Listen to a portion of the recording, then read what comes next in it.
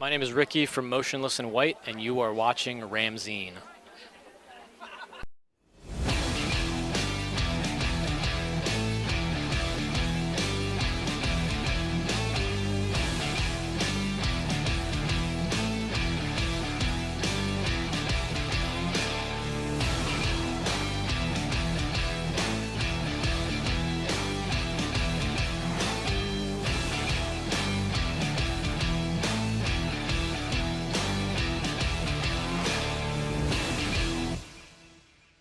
Vicky here at Download Festival, and I'm with Ricky of Motionless in White. How are you today? I'm great. Thank you for having me here.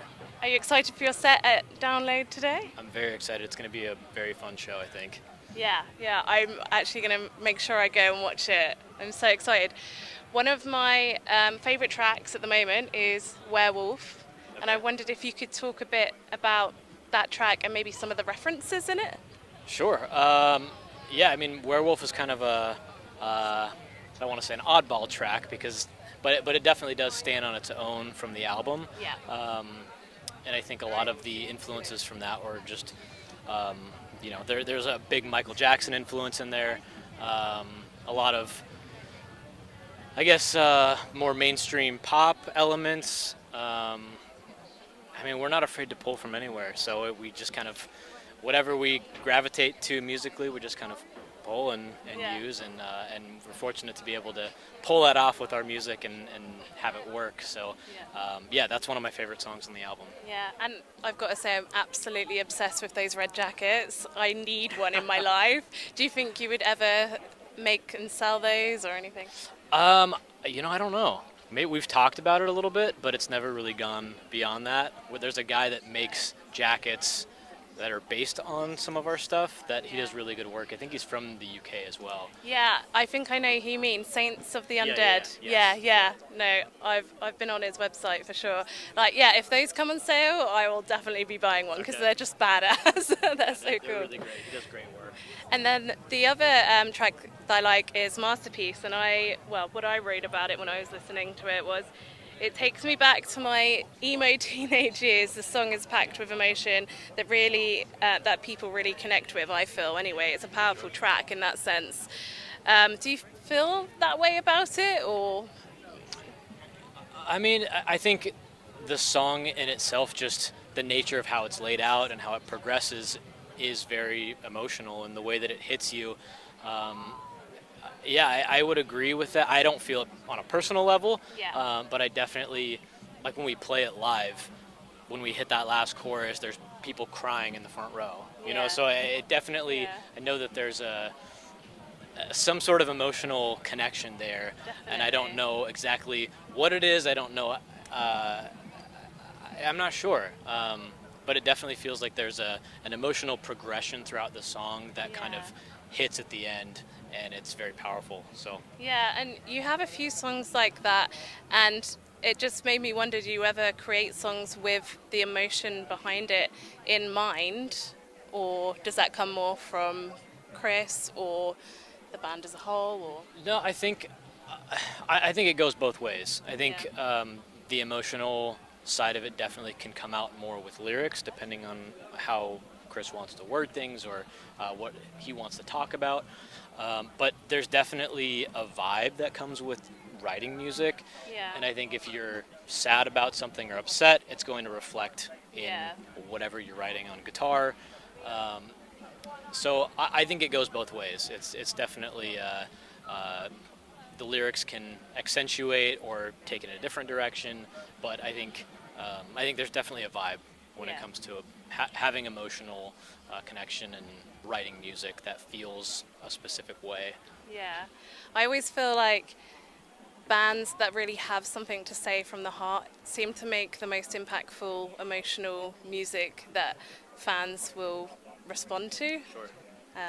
But you got some great tracks on the new album as well, and I really like Cyberhex, and I wondered if you could talk a bit through how that song came together. Sure. Cyberhex is that's the first song on the album, and or no, that's not the first song on the album. That was the first single, and my brain's frazzled.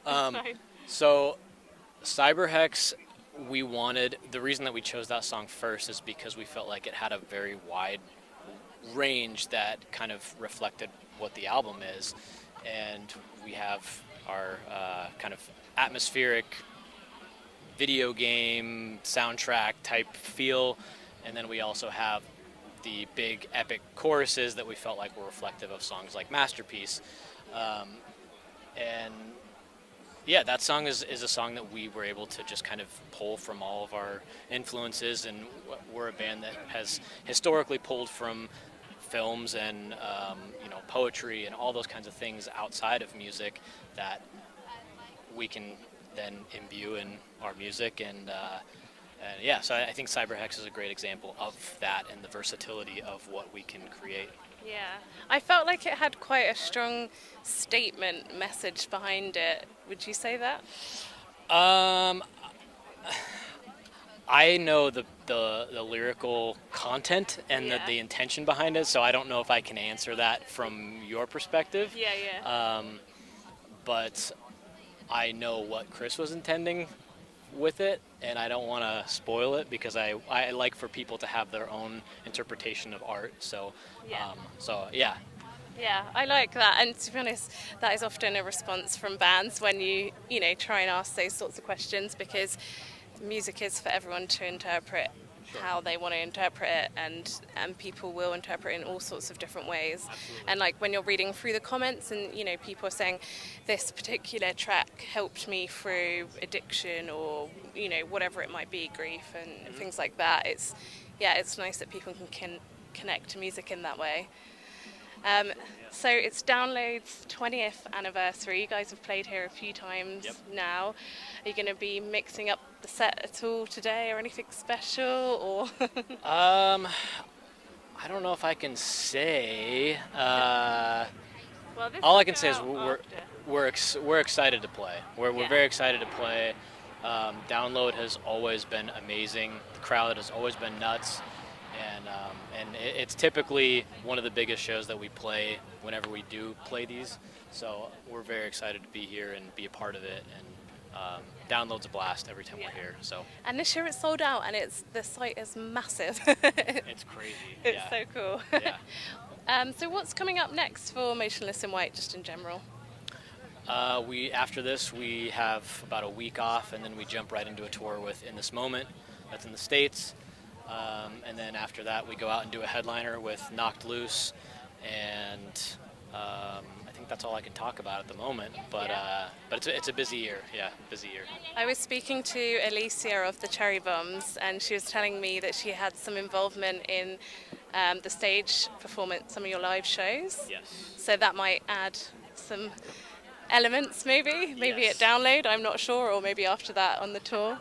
Yeah, I don't know if I can say more than that, but we've had some of their group dance with us at our Trinity show, Trinity of Terror tour, the third one that we did, and there's talk of more of that.